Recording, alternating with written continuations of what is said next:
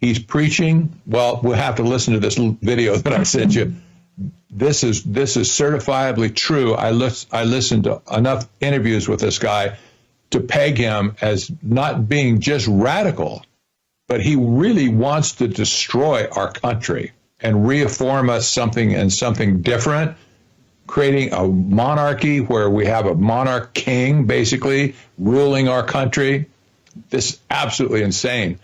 And of course, that speaks for all the control of using AI to make AI governance a thing instead of rule by the rule of law sort of thing. This is not what we bargained for when we elected Trump. I guarantee you, anybody who got wind of what Curtis Yarvin believed in the first place, like say last October, for instance, they would have screamed from the top of the roof, "Don't get close to this guy."